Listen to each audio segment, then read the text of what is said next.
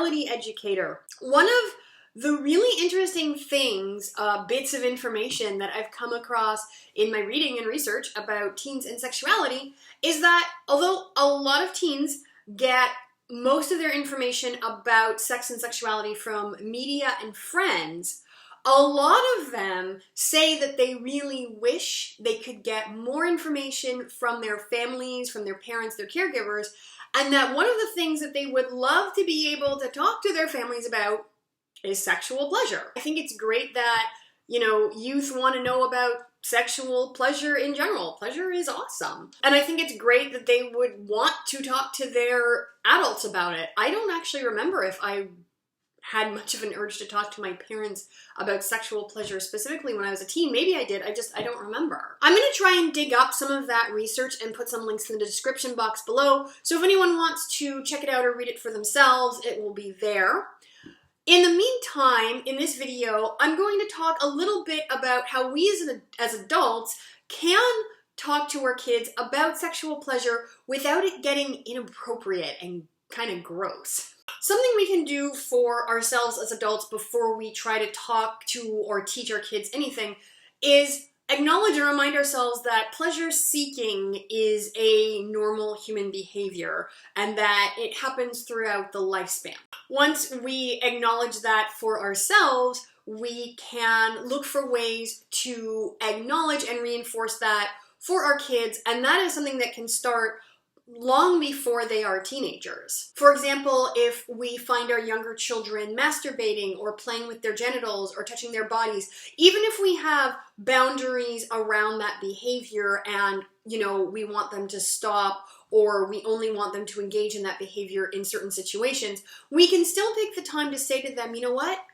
I understand why you would want to touch your body in that way. It feels really good. And right there, we're helping to normalize that desire to do things for our bodies that feel good. We can also talk to our kids about pleasurable emotions. So kids of virtually any age can develop a crush. It could be, on a friend. It could be on, another kid in the neighborhood. It could be on somebody who's maybe older, a teacher, a coach, someone like that. And if they want to tell us about someone that they like, we can really validate those feelings and we can say to them, yeah, you know what? It does feel really nice. It feels really exciting. It can feel, really good to like someone in that way or to like someone that much. In another video, I talked about how we can establish boundaries and rules for our kids about sexual activity and sexual behavior without shaming them. And there are often opportunities in those conversations to talk about pleasure and help them see it as something normal. Let's say, for example, you find out your teen has been sexting and you're not really down with them doing that. Now, you can certainly talk to them about what your expectations are and what the boundaries are around that behavior, but that's also an opportunity for you to have a conversation about sort of what was motivating that behavior. You can say, you know what, it's really normal to want to be liked and desired and to be, to feel sexy, and that can feel really good. It can also feel really good to desire someone else and to see them as sexy. You can talk to your kids about some of your own experiences. Now, again, you don't have to go into graphic detail about, what specifically you've done and, positions and makeouts and all of that, but just, it's okay if you're a person who enjoys, affection and attraction and love and sexiness and sex and all of those things, it is okay to let your kids know that you are a person who enjoys those things in your life and that those have been some positive experiences that you've had. For a lot of us, talking to our kids about, specific tips, tricks, and techniques for, achieving sexual pleasure is just going to be way too far outside of our comfort zone, and that is totally okay.